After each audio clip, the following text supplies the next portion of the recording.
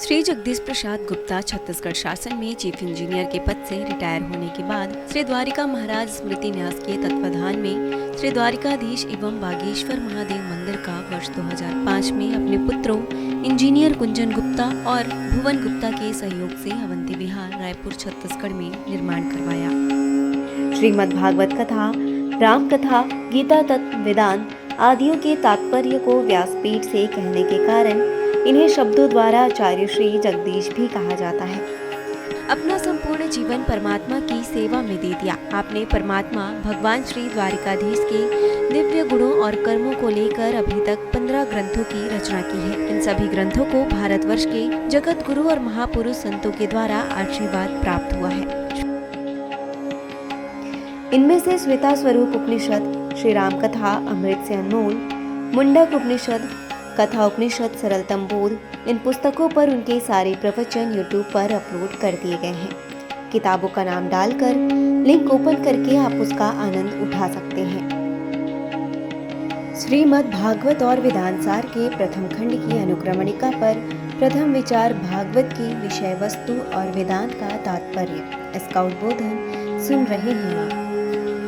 श्रीमद् भागवत और वेदांत सार के प्रथम खंड की अनुक्रमणिका पर प्रथम विचार भागवत की विषय वस्तु और वेदांत का तात्पर्य, इसका उद्बोधन सुन रहे हैं आप।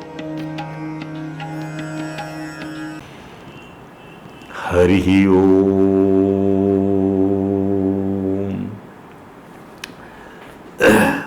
समं प्रशांतं सुमुखं दीर्घचारु चतुर्भुजं सुंदर चारुग्रीवं सुकपोलं शुचिस्मितं समान कर्ण विन्यस्त स्फुरन्मकराग्रदकुण्डलं हेमाम्बरं घनश्यामं श्रीवत्सां श्रीनिकेतनं शङ्खचक्रगदा पद्मवनमाला विभूषितं नूपुरैर्विलसितपादं कौस्तुभप्रभयायुतं द्युमत्किरीट कटककटिसूत्राङ्गदितुं सर्वाङ्ग मनोहरं हृदं कृपा प्रसादेक्षणम्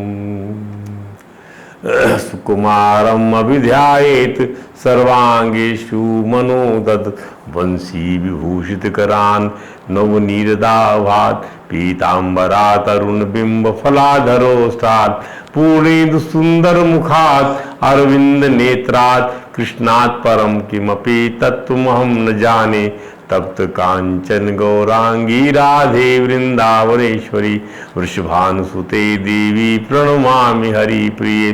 गुरुर्ब्रह्मा गुरुर्विष्णु गुरुदेवो महेश्वर गुरुर् साक्षात् परं ब्रह्म तस्मै श्री गुरुवे नमः।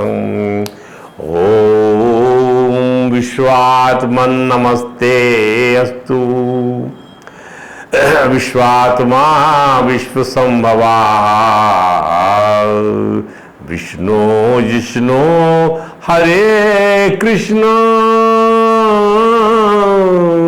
वैकुंठ पुरुषोत्तम हरे राम राम राम हरे हरे हरे कृष्ण कृष्ण कृष्ण हरे हरे हरे राम राम राम हरे हरे हरे कृष्ण कृष्ण कृष्ण हरे हरे। बोलिए परात्पर परम त्रिलोकीनाथ भक्तवांछा कल्पतरु भक्तवत्सल कृपण वत्सल शरणागत वत्सल भगवान श्री द्वारकाधीश महाराज की जय। भगवान श्री बांके बिहारी लाल की जय। भगवान श्री राज बिहारी लाल की जय। भगवान श्री राधा दामोदर नाथ की जय। भगवान श्री राधा गिर सरकार की जय। श्री सद्गुरु भगवान की जय। समस्त गुरु भगवान की जय। श्री चैतन्य महाप्रभु जी महाराज की जय। देवर्षि नारद जी महाराज की जय। भगवान श्री व्यास जी महाराज की, परम भागवत भगवान श्री सुखदेव जी महाराज की जय। जय श्री राधे, जय जय श्री श्याम। आइए, जब भगवान श्रीमन नारायण ने ब्रह्मा जी महाराज को ऐसा उपदेश क्या दे दिया कि सृष्टि रचना के कार्य में वो बिना किसी अहंकार और आसक्ति के लग गए, श्रीमन नारायण का ज्ञान अपौरुषेय है। ध्यान दीजिए, भगवान पुरुषोत्तम है और अपौरुषेय ज्ञान है। मतलब यहाँ पर जो है किसी पुरुष का बनाया हुआ ज्ञान नहीं है, वो तो स्वयं ज्ञान स्वरूप है। यही वेद वेदांत के रूप में निष्पष्ट हुआ है, वही श्रुति कहा जाता है। और इसीलिए परमात्मा को जानने का श्रेष्ठ साधन श्रवण निरूपित किया गया। ध्यान दीजिए, परमात्मा को जानने का श्रेष्ठ साधन श्रवण है। सुनिए उनको, सुनने से प्रभु कर्ण के माध्यम से हृदय में आकर जो है अपनी ही चेतना को स्वतः जो है जागृत कर लेते हैं। आप नहीं करते, वो खुद करते हैं। तो क्या कहा पहले ही मंत्र में ब्रह्मा जी को भगवान श्री कृष्ण ने? अहमेवासमेवाग्रे नान्यद यत् सत्परम पश्चादहं यदेतच्च यो वसिष्येता सो अस्म्याहम्। हे ब्रह्मा जी, वह मैं ही हूँ जो सृष्टि के पूर्व विद्यमान था। कोई चीज बनने के पहले विद्यमानता किसकी? बोले मेरी है।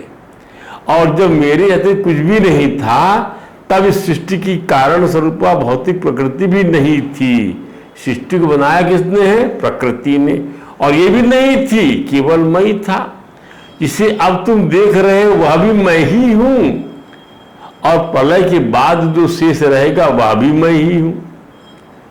तो अखंडानंद जी महाराज ने इस मंत्र को इस प्रकार समझाया है कि सृष्टि के पूर्व में केवल परमात्मा है, श्रीमन नारायण है, श्री भगवान है। इस मंत्र में दो एव आए हैं या दो बार ही का प्रयोग हुआ। कैसे? अहमेव आसम, आसमेव।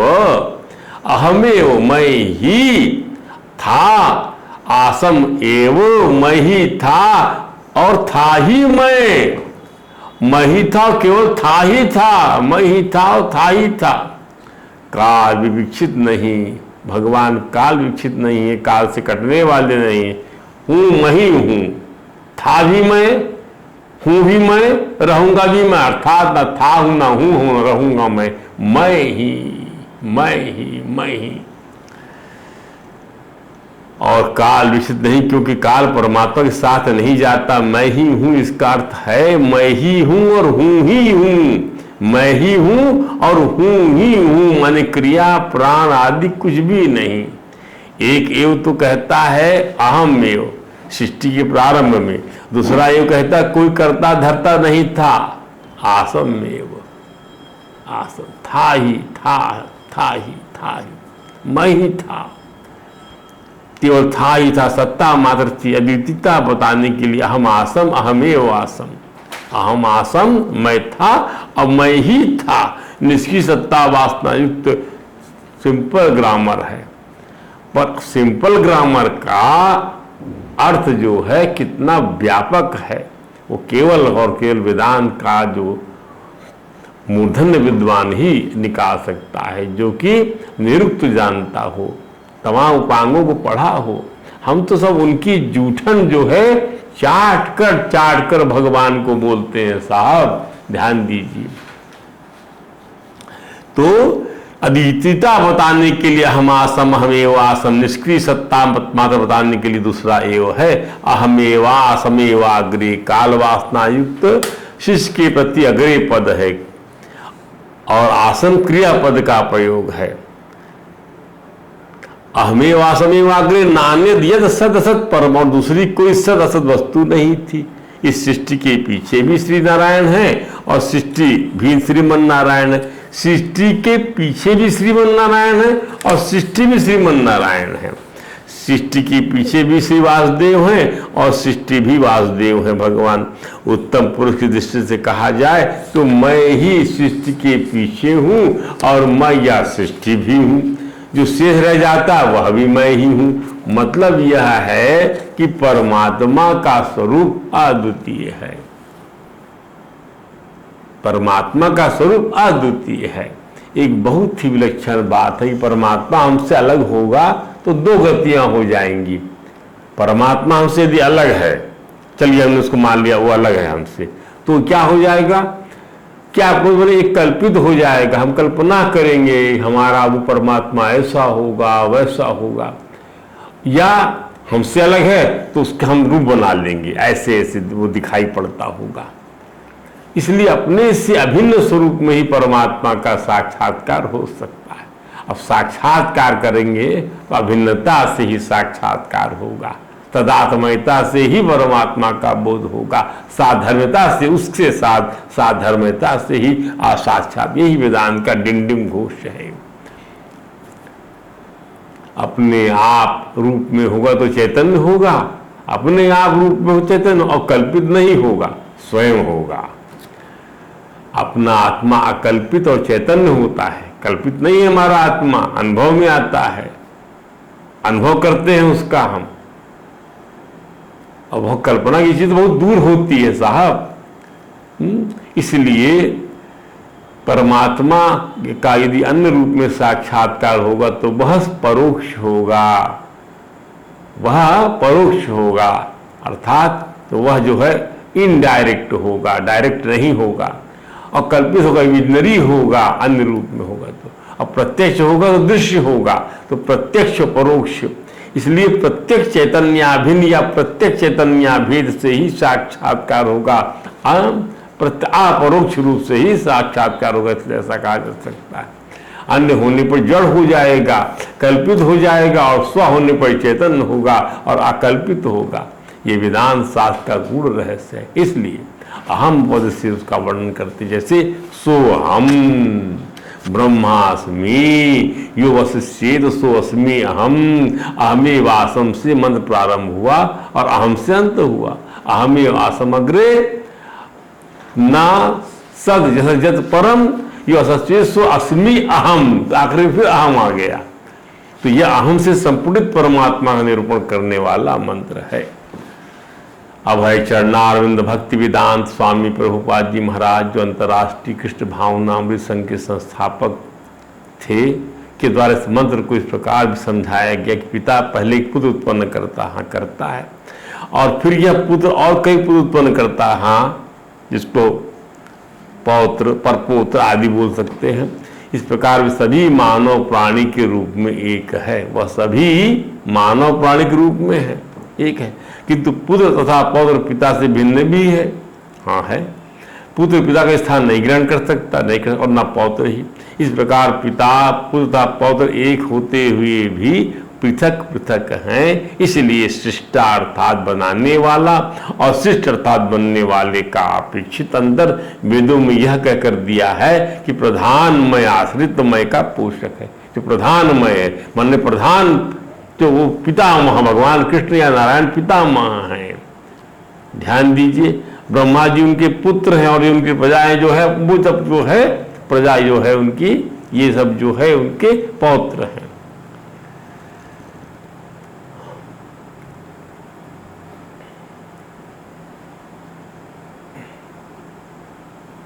तो इसलिए एक प्रधानमय और एक आश्रितमय और एक आश्रितमय, तो प्रधानमय आश्रितमय का पोषक है। और इस प्रकार दोनों मय में प्राकृत अंतर है। परमात्मा का मय प्रधानमय है और जीवात्मा का मय आश्रितमय है। ये चिदाकाश वाला जो मय है, परमात्मा का मय प्रधानमय है और जीवात्मा का मय आश्रित है, और प्रधान से पोषण पाता, कमल की नार उसे पोषित करती है। ये ब्रह्मा जी वाला मय। श्रीमन नारायण कमल की नाल से जब ब्रह्मा को पोषित करते तो परमात्मा का सर्वप्रथम आश्रितमय जो है वह ब्रह्मा है। पहला इस श्लोक की दूसरी बात है कि भगवान तथा ब्रह्मा दोनों के व्यक्तित्व को नकारा नहीं जा सकता। फलतः अंततः दोनों ही व्यक्ति अर्थात व्यक्त हैं, प्रकट हैं। इससे निर्विशेषवादियों का यह मत कि अंततः प्रत्येक व्यक्ति निराकार खंडित हो जाता है। नहीं, प्रधानमय परम सत्य है और वह व्यक्ति है। ब्रह्म जो आश्रित है वह भी व्यक्ति है, किंतु भगवान नहीं है। ध्यान दीजिए, इसलिए अब कठोर से तो कहा गया है ओम नित्यो नित्यानाम चेतन चेतनानाम एको बहुनाम यो धाति कामान तमात्मस्तम यनुपश्यन्ति धीरा तेषाम शांति शाश्वती नेतरेषाम। जो समस्त नित्य चेतन आत्माओं के भी नित्य चेतन आत्मा हैं और स्वयं अकेले ही अनंत जीवों के भोगों का उनके कर्मानुसार विधान करते हैं। जो समस्त नित्य चेतन आत्माओं के नित्यो नित्यानाम चेतनस चेतना नाम और उसकी चेतन आत्मा है और स्वयं अकेले हैं।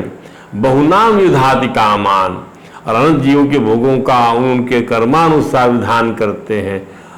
ऐसे शुद्धम आत्मस्थम ऐसे शुद्ध अंतःकरण में रहने वाले सर्वशक्तिमान परम पुरुष उत्तम को ये अनुपश्यंती धीरा धीरावन विद्वान देखते हैं। तेषाम उन्हीं को शाश्वत शांति मिलती है, किसी और को नहीं मिल सकती है शांति। इसलिए तात्पर्य यह निकला कि बनाने वाला अर्थात सृष्टामय परमात्मा है और बनने वाला सृष्टमय अर्थात जीवात्मा दोनों ही गुणात्मक रूप से एक है, क्योंकि दोनों ही नित्य और चेतन है।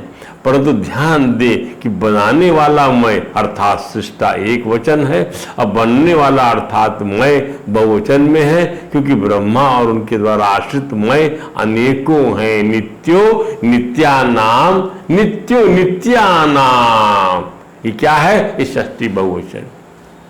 चेतनस चेतना नाम चेतना ना षष्ठी बहुवचन और वो चेतन एक है, माने प्रधानमय नित्य है, प्रधान चेतना एक है और उसकी जो है आश्रित चेतनाएं आश्रित में अनेक जीवनंत हैं। ध्यान दीजिए, अर्थात जीवात्माएं अनेकों और अनंत हैं, यही सामान्य सत्य है। पहले भी स्पष्ट किया जा चुका है कि एक वचन भाई भगवान है और वह व्यक्ति है, और ब्रह्मा जी जो आश्रितमय है वह भी व्यक्ति है परंतु भगवान नहीं है। ब्रह्मा जैसे जीव जो है भगवान जीव भगवान नहीं है, वो क्योंकि सृष्टि बना नहीं सकता ना, सृष्टि का संहार कर सकता ना पालन कर सकता। ब्रह्मा अपने सामने अपने प्रधान स्वामी को देख रहे हैं, अब निकले हुए कमलनाथ से भगवान के सामने खड़े हुए, भगवान ने हाथ मिलाया है, जो सृष्टि के और उपदेश दे रहे हैं। भगवान सृष्टि के प्रलय के बाद भी दिव्य रूप में विद्यमान रहते हैं। भगवान ब्रह्मा ने जिस रूप का दर्शन किया वह सृष्टि के पहले भी विद्यमान था, और संसार में जो कुछ भी दिख रहा है वह भी भगवान की शक्ति का विस्तार है। भगवान के शक्ति के प्रदर्शन के अंत में जो कुछ बचता है वह भी भगवान ही है। अतः भगवान का रूप सृष्टि पालन तथा संहार इन सभी परिस्थितियों में बना रहता है। भगवान का रूप सृष्टि माने बनाने में, पालन करने में, संहार इन सभी परिस्थितियों में बना रहता है। हमें यह भी समझना है कि भगवान का धाम शून्य नहीं है, रिक्त नहीं, जैसा कि निर्विशेषवादी बताते हैं। अरे वैकुंठ लोक विवत्ता से पूर्ण, भगवान का एक नाम ही वैकुंठ है। अभी हमने जो उपासना किया जिन श्लोक से ये क्या कहा, ओम विश्वात्मन नमस्तेस्तु विश्वात्मा विश्व संभवा विष्णु जिष्णु हरे कृष्ण वैकुंठ पुरुषोत्तम। वैकुंठ पुरुषोत्तमा, तो वैकुंठ भगवान का एक नाम ही है, अर्थात वैकुंठ और भगवान में कोई अनभेद नहीं है। स्थान और स्थानक में वैकुंठ लोक विभक्ता से पूर्ण है, उसमें चार भुजाओं वाले वासी भी हैं जिनके पास विपुल बहु, ये सब भागवत में वर्णन है। ध्यान दीजिए, और उन महापुरुषों के पास विमान है, अन्य सुविधाजनक साधन है। अतः भगवान सृष्टि के पूर्व स्थित रहते हैं और वे वैकुंठ लोक में समस्त दिव्य विविधताओं के साथ विराजमान है। इसलिए भागवत और वेदांत का तात्पर्य नामक जो है प्रथम विचार के अंदर हम बातचीत कर रहे हैं। श्रीमद् भागवत और वेदांत सार प्रथम खंड के प्रथम विचार का ये पहला भाग जो आपके सामने रखा जा रहा है, या दूसरा भाग जैसा भी रिकॉर्डिंग होती है। और वैकुंठ लोक में समस्त दिव्य विविधताओं के साथ भगवान विराजमान, विश्व के संहार के पश्चात भी नष्ट नहीं होता। ध्यान दीजिए, विश्व के संहार के बाद भी परमात्मा नष्ट नहीं होता। वे दिव्य लोक भिन्न प्रकृति के हैं, उन पर सृष्टि पालन तथा संहार के नियम लागू नहीं होते। भगवान के अस्तित्व से वैकुंठ लोकों का अस्तित्व सिद्ध होता है, इस प्रकार राजा से राज्य का सिद्ध होता है। ब्रह्मा जी तथा भगवान की इस वार्ता में भगवान को रूप तथा गुण से युक्त होने के साथ ही 7 कर्मों से युक्त बताया गया। भगवान को रूप और गुण से तो युक्त है, साथ ही कर्मों से युक्त बताया गया। सृष्टि के पालन के समय ब्रह्मा तथा अन्य देवताओं के कार्यों को भी भगवान के कार्य समझना होगा। क्या बात है, पालन जब करते हैं ब्रह्मा अन्य देवताओं के जो कार्य उसको भगवान के कार्य समझिए। भले ही राजा या राज कार्यकारी अध्यक्ष कार्यालय में दिखाई ना दे तो भी यही समझा जाता है कि जो कुछ भी हो रहा है वह उसी के निर्देशन से, आदेश से हो रहा है।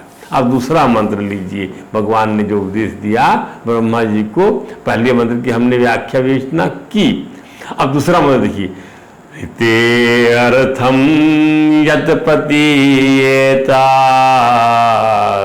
ना प्रतीयेत चात्मनि तद विद्यात्मनो मायां यथा भासो यथा तमाहं। इस मंत्र में भगवान ने अपनी माया शक्ति को परिभाषित किया है। माया को प्रतिबिंब की सत्ता से समझना चाहिए। कैसे समझिएगा माया को आप? The existence of shadow, shadow परछाई की एग्जिस्टेंस से समझिए आप माया को, आभास से समझिए। माया को अंधकार की सत्ता समझिए आप, अंधकार की सत्ता से। कोई परछाई जो है देखिए अंधेरे में, ये अंधेरा परछाई आपकी कभी भी उजाले में नहीं नजर आएगी, अंधेरे में नजर आएगी। तो माया को अंधकार की सत्ता से समझना पड़ेगा, अंधकार की सत्ता से माया। अब बताइए कि प्रतिबिंब की सत्ता सत्य है कि असत्य है? प्रतिबिंब की सत्ता सत्य, जब अंधकार की सत्ता में प्रतिबिंब है ही नहीं तो प्रतिबिंब की सत्ता असत्य हो गई। स्पष्ट क्या सत्य है? अंधकार की सत्ता सत्य है या असत्य है? स्पष्ट क्या सत्य है? प्रकाश की सत्ता से अंधकार की सत्ता प्रतीत होती है, बिंब की सत्ता से प्रतिबिंब की सत्ता प्रतीत होती है। जिस शक्ति से ऐसा चमत्कार होता है वही परमात्मा की माया शक्ति है। क्या बात है! श्री भगवान की माया अनिर्वचनीय है। जो चीज है ही नहीं और मालूम पड़ती है वही माया है। जो अंधकार है नहीं वो मालूम पड़ता, यही माया है। जादू का खेल है। दूसरी बात, वस्तु हो और मालूम ना पड़े वह भी माया है। वस्तु हो और मालूम ना पड़े, अपना आपा है स्वयं जैसा है वैसा मालूम ना पड़े, इसका नाम ही माया है। आकाश में राहु है पर मालूम नहीं पड़ता, यही माया है। राहु एक छाया ग्रह है। जैसे आकाश में 2 चंद्रमा है, नहीं मालूम परंतु मालूम पड़ते हैं। जैसे आकाश में 2 चंद्रमा है नहीं परंतु मालूम पड़ते हैं, उसका नाम माया है। माया तत्व वह है जो है को छिपा दे और है नहीं को जाहिर कर दे। क्या है माया तत्व? जो है को छुपा दे और जो है नहीं को जाहिर कर दे। जो नहीं है उसको जाहिर करती है माया, जो है ही नहीं है। जैसे 2 चंद्रमा नहीं है उसको जाहिर करेगी। राहु एक छाया ग्रह को छुपा देती है उसको, कि वो है पर छुपा देती है को छिपा दिया और है नहीं को जाहिर कर दिया। 2 चंद्रमा है नहीं फिर जाहिर कर रही है। और लोग कहते हैं ये बिंब नहीं है, प्रतिबिंब है। प्रकाश को माया छिपा देती है तो लोग कहते हैं ये अंधकार है। प्रकाश को माया छिपा देती है। प्रकृति में पृथ्वी घूमते हुए जब ऐसी स्थिति गुजरती है कि सूर्य का प्रकाश नहीं पड़ता, अंधेरा हो जाता है, तो छुपा दिया। प्रकाश को माया ने छिपा दिया। सूर्य के प्रकाश को, सूर्य का प्रकाश अखंड है, उसको छुपा दिया इस प्रकृति माने माया माने प्रकृति घूमते हुए अपनी ही धुरी पर। अब वहां अंधेरा हो गया। यहाँ पे शाम हो रही है तो वहां पे यहाँ रात हो रही तो वहां पे सनराइज हो रहा है। अमेरिका वगैरह में 10.5 घंटे का डिफरेंस है, लंदन में 6 घंटे का डिफरेंस है, लाइक दैट। तो उसको लोग कहते हैं अंधकार है। सूर्य कभी अस्त नहीं होता, कभी उदित नहीं होता, पर तो लगता है कि अस्त हो रहा है, उदित हो रहा है। It is now setting, it is now rising. वास्तव में earth revolves around its own axis. उदयाचल अस्ताचल की प्रतीति होती है। जब सूर्य का प्रकाश अखंड है तो अंधेरे की प्रतीति ही तो माया है। और प्रभु की इस शक्ति को अनिर्वचनीय कहा गया है। और दूसरे शब्दों में परमात्मा की अखंड और एक सत्ता होने पर भी उनकी सत्ता से मिथ्या वस्तु भी सत्य सी प्रतीत हो रही है, प्रपंच भी सत्य हो रहा है। क्यों? अरे यही तो माया है। यही तो मंगलाचरण में भगवान व्यास ने कहा भी है इसी चीज को। क्या?